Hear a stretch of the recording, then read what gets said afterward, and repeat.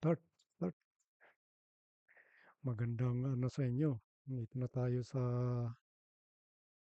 araw-araw nating leksyon, sariling leksyon sa ating mental lab. Pero binigyan ko to ng pangalan, University. Ako nag-ano nito, tawag doon, nagbinyag yung pangalan. Um, Nasulat ko to kanina pa ako nagising. Iba yung ano natin ngayon, iba yung topic natin ngayon. Hindi iyakan ha. Um, Ano 'to, yung sa English ano 'to, yung consistency. Yun yung ano natin, balikin natin konti. Yung nakaraan, konti lang. Nasabi, nasabi ko na. Kasi minsan, kailangan talaga ng repetition yan, eh. 'Di ba yung sinasabing ano, practice, repetition makes improvement, 'di ba? Pero may ano, may level up na ano na yan, kasabihan na sinasabing perfect practice make perfect improvement. Mga gano'n, di ba? So, paano nyo pinapractice yung gusto nyong gawing mas maganda? Magiging perfect talaga yan. Pero, syempre, yung mindset natin kailangan palaging may ano, idea. Bukas na naman, ito na naman. Subukan ko to. Baka mas maganda to. Diba?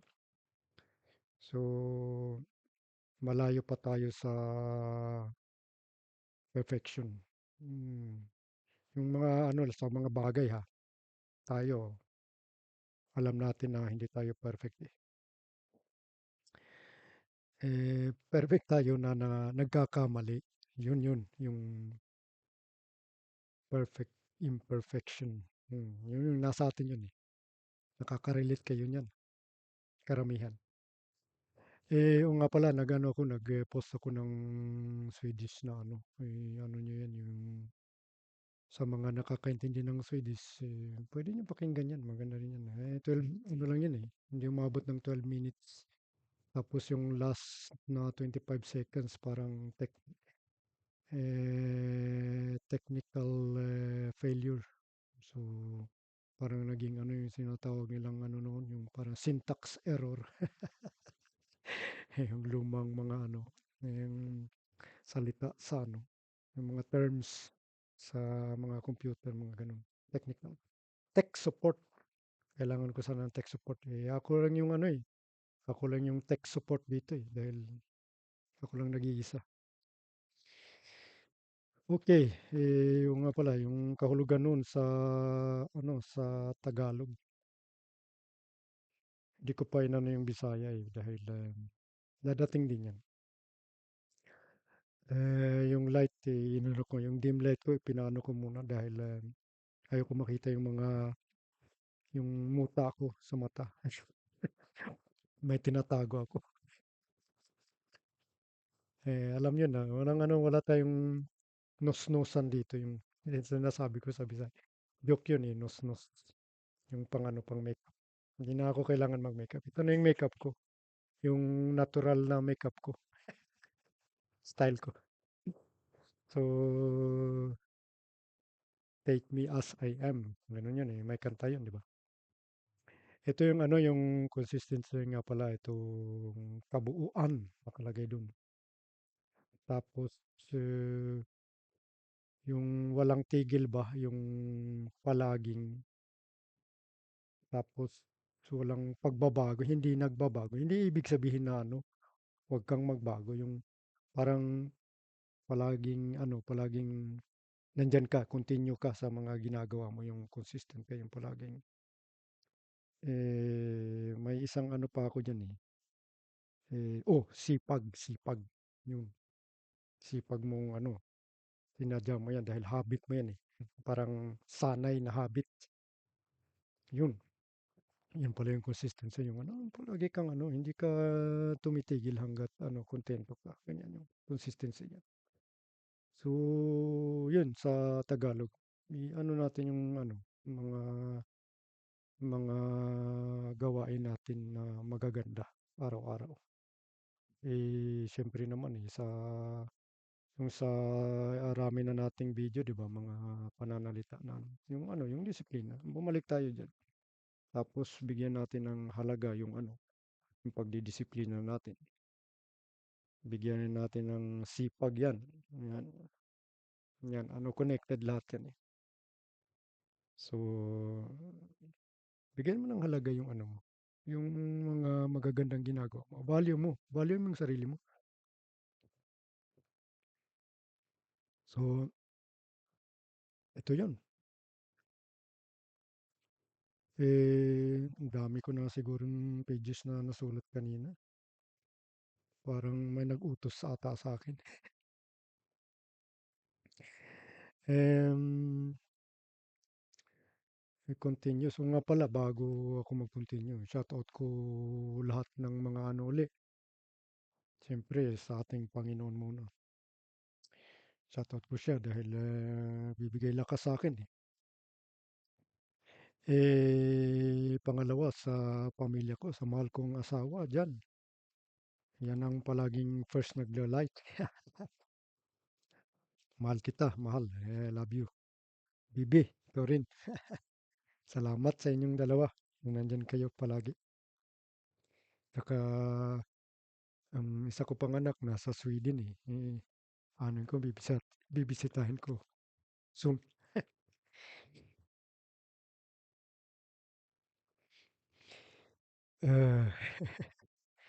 Eh, excuse lang. Hindi, yung sa ano, o nga pala, mahal kong ina. Hindi natin kakalimutan. Tsaka yung ama ko. 4 years ago siya eh. Wala na. Tsaka yung stepfather ko, wala na rin. Yung lola at lola. Mag-ano kayo, mag-behave kayo dyan sa taas. Saan man kayo. Eh, mag bigyan nyo ng disiplina. Okay?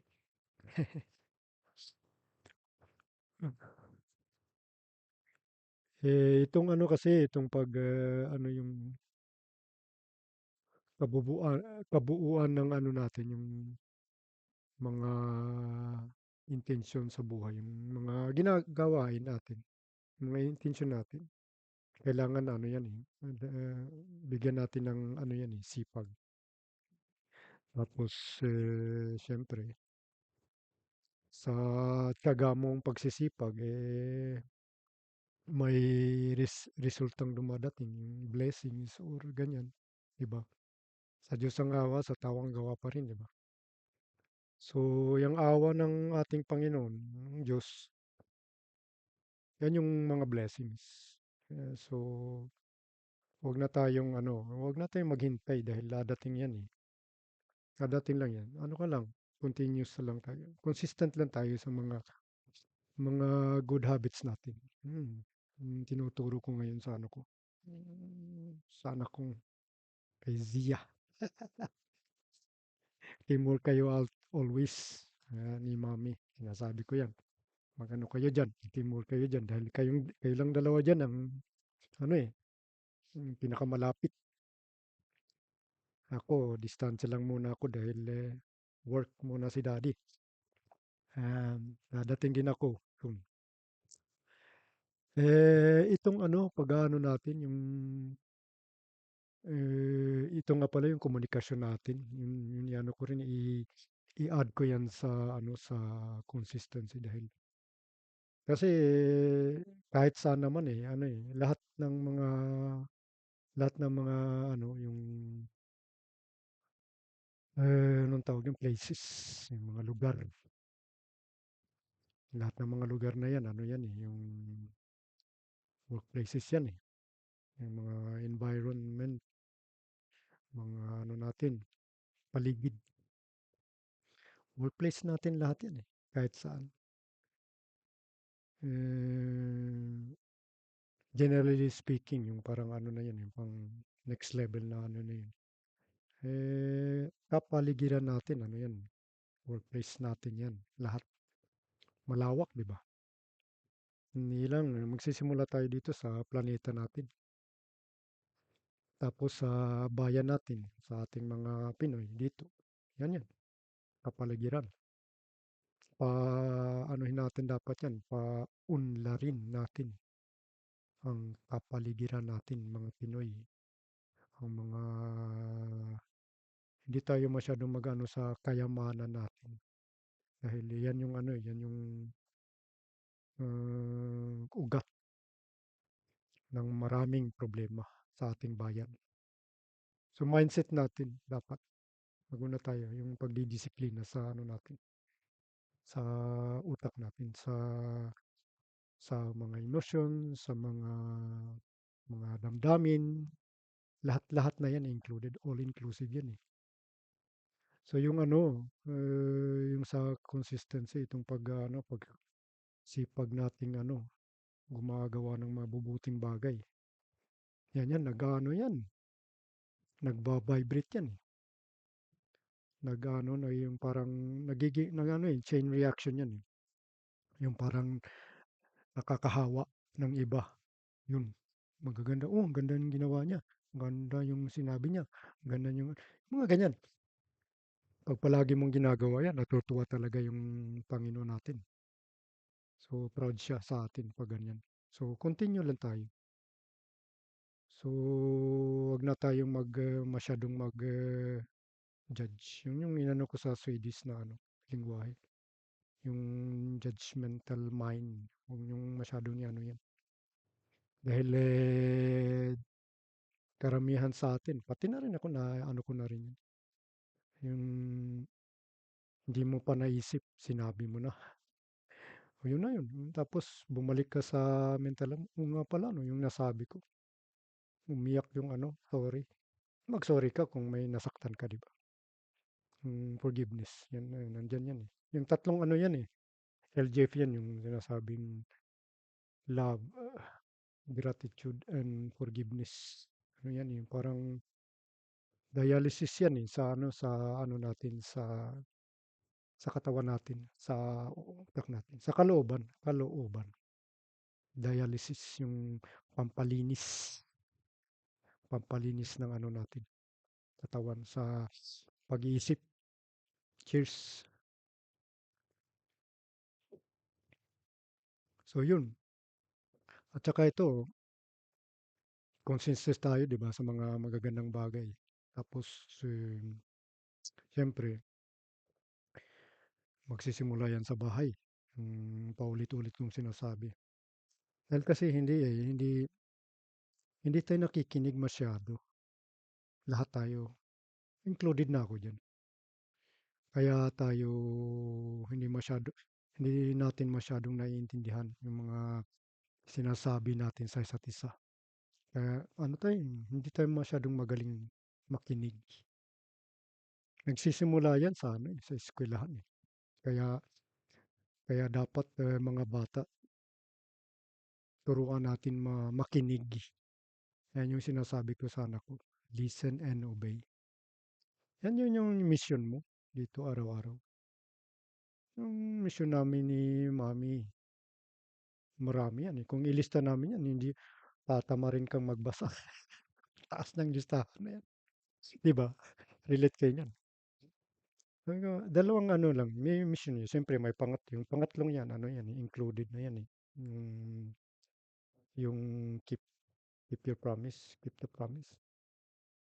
Keep the promise to yourself. Ano yun mo, sundin mo yung promise mo. Tuparin mo, di ba? So, tuparin mo yung promise mo. Yun, ako, maligaya, ano, happy na si mommy at daddy. Sa ganyang bagay lang, happy na si daddy yan. Sinabi ko na yan sa kanya. So, repetition natin yan dahil mga bata madaling makalimot, di ba? So, pinapaintindi natin na ganito anak, anuhin mo, ito ang gawin mo, tuturuan kita. Paano ka disiplina sa sarili mo. Eto, simulan mo na ng magagandang habit. Yan, tumulong ka. Magtanong ka sa amin kung anong gusto mong itulong sa amin, 'di ba? Dahil masipag na bata at matulungin, naku, swerte kaya ng mga magulang, no? Mhm. Marami diyan. Shoutout ako sa inyo mga bata na masisipag at mga kapatid diyan, nagtutulungan.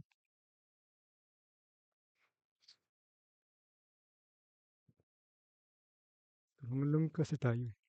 Teamwork lang 'yan, eh. Wala na tayong kontrol lang natin yung mga galit natin sa isa't isa at, bumalik tayo sa pagkumbaba, 'di ba? Minsan, tayo na nakikipagkumbaba sa ating mga magulang minsan, sa mga kuya at ate, 'di ba? Sa mga okey lang 'yan kung sa mga bunso natin dahil ano pa sila, kulang pa sila sa knowledge, 'di ba? Sa mga pagturo. So, bumalik tayo diyan sa sa ating sariling disiplina at, i-channel natin yung mga emosyon natin, 'di ba? Nasabi ko na 'yan, eh. So, yun, makinig tayo ng maigi sa mga sinasabi natin sa isa't isa. Yun yun. Yun yung i-implement natin yung sinasabi. I-apply natin yan sa araw-araw nating araw-araw nating tungkulin sa buhay, di ba? Yun yun. Minsan kasi ang dami pang kailangan pa ng mga explanation. Yung mag-e-explica ka pa bakit ganun, ganito. Eh, bumalik tayo, makinig ka muna. Naintindihan mo ba yung sinasabi ko o hindi? Huwag kang magsabi na oo, pero hindi mo naintindihan. Meron ganun eh. Nakaka-relate kayo niyan. Parang ayaw kong makinig. Sabihin mo na lang kung ayaw makinig. Subukan uli natin later, bukas o ganun. Gusto mo nang makinig, okay? Okay. Kung gusto mong makinig, ayun, mas maganda siguro yun. Mag-usap tayo ngayon dahil gusto mo nang makinig, di ba? Ganun lang yan. Sa mga bata natin, paintindi natin ng maigi, mabuti para maganda yung natin, communication, yung conversation, di ba? Tapos parang naano din yan, parang mas nakaka-relate sila sa mga sinasabi natin dahil yung body language natin, tapos yung tono sa boses natin, di ba? Yung calmness natin, yung humbleness, yan yung pagpakumbaba din, yung mga ganyan. Tapos yung magaling nating mga diskarte, mga rewards, binibigyan natin ng rewards, yan. Ano din yan, isang style din yan. Bigyan mo ng rewards, ito, pag nakinig ka sa akin, bigyan kita ng ganito, ganyan. Huwag namang masyadong spoil. Ganito, bigyan kita ng kotse. Huwag naman masyadong sobra. Ano na yan, OA na yan eh. Overacting na yan. So, oo, yun yun. Yung intention sa ating pagkamasipag, di ba? Bakit tayo masipag? Bakit nga pala ako masipag? May ano ba 'to, may plano ata ito si daddy or mommy, oh, 'di ba? Ang plano, hindi ko sasabihin 'yan dahil, gawa ka muna ng mabuti. Hmm, Pakita mo yung respeto mo sa amin. 'Yan, respeto. 'Yan nakakaano diyan, nakaka-benefits 'yan 'pag tinuruan natin yung mga anak natin. Bumibigay sila ng respect sa karami-rami mo ng pagsubok sa ganyan. Tapos nag-e-evolve tayo, open-minded tayo sa mga bagay. Hindi lang palaging hindi lang palaging sumisigaw or nagagalit. Yan yun. Eh, sino bang batang makikinig pag sigaw ka ng sigaw? Kikinig lang sila, baka lang, mga ilang segundo lang. Tapos, kikilo sila dahil takot sila eh. Dahil nagalit ka na.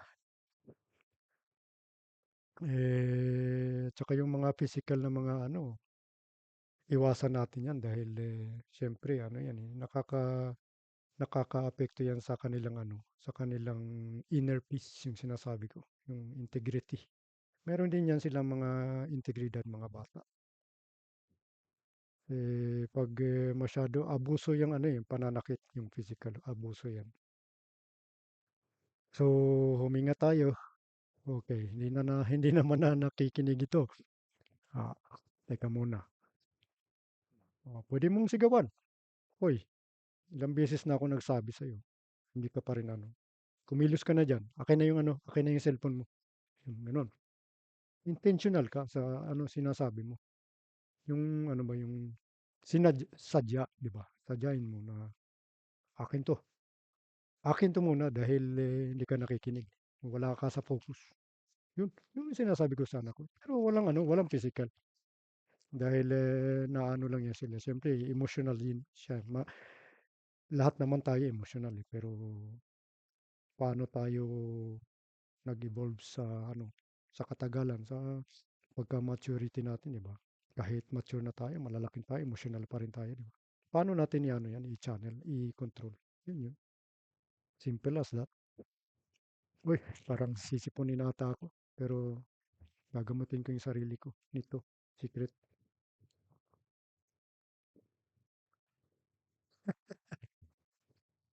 Ay, nako. Excuse.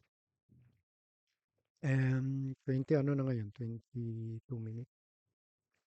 Mga ilang minutes na lang, ipa-finalize ko na lang mga kabayan. Dahil marami pa akong to-do list, mga tungkulin. Mag-aalas 7:30 na dito. So, yun yung tandaan niyo yung mga ano, i-apply niyo yan sa buhay niyo, sa ating buhay.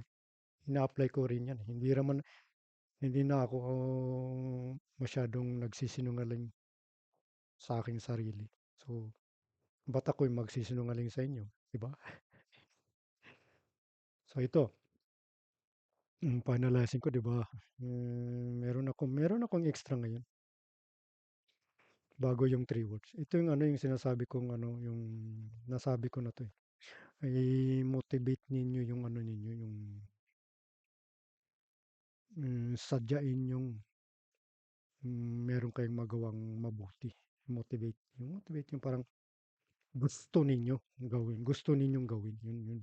Gusto ko 'tong gawin. Motivated ako. Ganun, 'di ba? Hindi lang basta sa pipilitin yung gustuhin. Pwede rin yan. Pero ano na yan, next level na yan eh. Yung ano na yan, yung parang naging habit tapos kahit hindi mo gusto, ginagawa mo. Yun. Ano din yun eh, motivation. Yung motivation mo na sa simula, naging discipline dahil habit eh. Na-repeat mo ng maraming beses. Naging ano, discipline. So yung motivation, naging discipline, di ba? So, i-motivate natin yung sarili. Araw-araw yan. Na meron tayong sariling disiplina. Yun. At gawa ng magandang intensyon o kahulugan sa inyong sarili at sa inyong pamilya. Yan tayo magsimula. Dito tayo sa pamilya natin, sa mga anak, sa ating mga asawa, mga kapatid, yan, sa pamilya natin. So ito na, magto 25 minutes na. Hinga. O vibrate palagi tayo ng ano ng pag-ibig. Bigyan natin yung mga ano kahulugan natin sa pag ah, sa pagsasalita natin about sa pag-ibig. Pag-ibig, vibrate love, tapos radiate din na nakakaano yan, nakakahawa din yan. Pag nag-vibrate ka ng ano, magagandang bagay, pagmamahal, di ba? Tapos itong peace, yung peace mo, yung parang integrity yan eh. Yung integridad mo. Paano mo yung ipahayag mo, ano ba yung integridad ko? Hindi ko na kailangang i-explain yan. Dahil maano eh, maapektuhan ako eh. Yung sinasabing ano, maapektuhan yung inner peace ko, yung magandang energy ko. Energy yan. Lahat energy yan. Tapos yung pangatlo, yung pag-intindi, 'di ba? Intindihin mo, pag-unawa. Yun na yun. Original lang tayo sa mga sinasabi natin. Hindi tayo masyadong magsinungaling sa sarili natin dahil yan eh. Diyan tayo na ano eh, nasasaag kung sa Bisaya. Ligaw, ligaw sa landas, sa paruroonan. Yung sa mga sasabihin natin, yung ano, pag-iisip din. So yan na, mga kabayan. Watch out ako sa ano, sa mga lahat ng motivators ko noon pa. Sa susunod na kabanata, may istorya akong ibibigay sa inyo. Sana excited na kayo. Hindi ko pa yun ano. Maghanap muna ako ng ano. Baka maya-maya, may story ako. Lahat tayo may story. So ito muna. Hanggang dito muna. Next episode, peace and love and understanding, di ba? Vibrate and radiate love.